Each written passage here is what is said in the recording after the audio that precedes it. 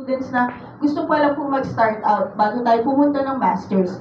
So, tatlo po ang bachelors ni UCW. Meron po kaming Bachelors of Commerce, Bachelors in Business Communication. Ibig sabihin, kung mga may estudyante po kayo na interested sa Communications Management, definitely, pwede po sila dito.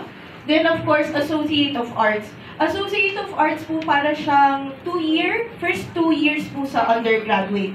So, if hindi pa po kayo sure kung anong gusto nyo kunin, pwede nyo siyang kunin. Pero dito, pagkatapos nyo kumuha ng Associate of Arts, pwede kayo dumiretso ng Bachelor's degree. Okay. Pero, syempre, pag meron na po kayong bachelor's degree dito, hindi ko na po i-recommend na mag-Associate of Arts kayo. Either magba-bachelor's degree po ulit kayo, or dapat magma-masters na tayo. Pero bago tayo pumunta dyan, ito po ang requirements namin sa bachelor's degree.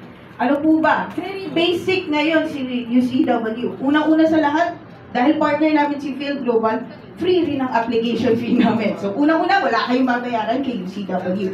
Pangalawa, ano po ba ang mga entry requirements? Siyempre, for bachelor's, kailangan po high school graduate yan dito sa Philippines. Senior high. Then, ang kagandahan po ngayon sa amin, wala na po kami English language proficiency. Hindi nyo kailangan mag-IELTS, wala ring MOI. So, ang kailangan nyo lang po, 3 basic requirements po namin. Senior high school transcript of records, diploma, at saka yung passport.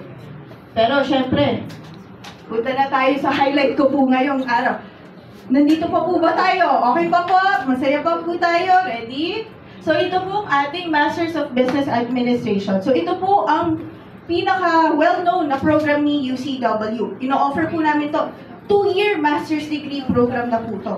Pero, pwede nyo po siyang maitapos ng 1 taon at kalahati lang. So, 1.5 years, tapos nyo na po ang Masters of Business Administration nyo. Tapos, eligible pa po kayo for a 3-year PGWP. So, syempre, kayang-kaya niya yan. Ngayon, ano po ba ino-offer ni MBA? Meron po kami opportunity sa inyo mag-electives. Ano ang electives natin? Entrepreneurship, Financial Management, Human Resources, Project Management, Digital Marketing. Now, pag kinuha niyo po ba ito, may makukuha. Ano po bang mangyayari? Kukunin niyo po ito during your 3rd term or 4th term niyo po habang nag-aaral kayo. So, part siya ng program niyo po. At pagka-graduate niyo po, may certificate pa kayong makukuha. So, pwede kayong certificate po sa Human Resources, Digital Marketing. So, marami talaga po kayong opportunities, especially kung ang hinahanap niyo is work after po.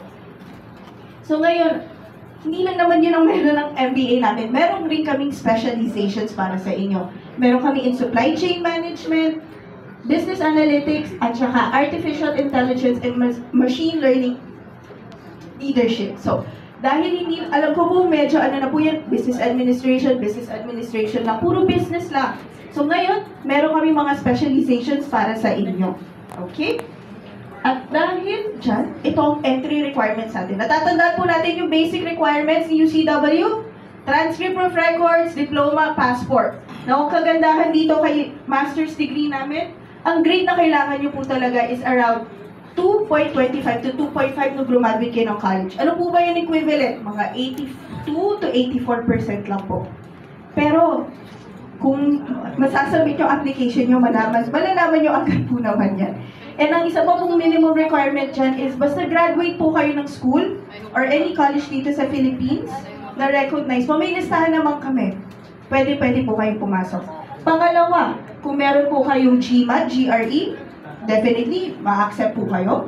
Meron rin po kaming mga professional designation. So, ang kilala lang po dito sa Philippines is CPA. Lastly, kung meron kayong bachelor's degree in business or any STEM program, definitely papasok po tayo dito sa UCW.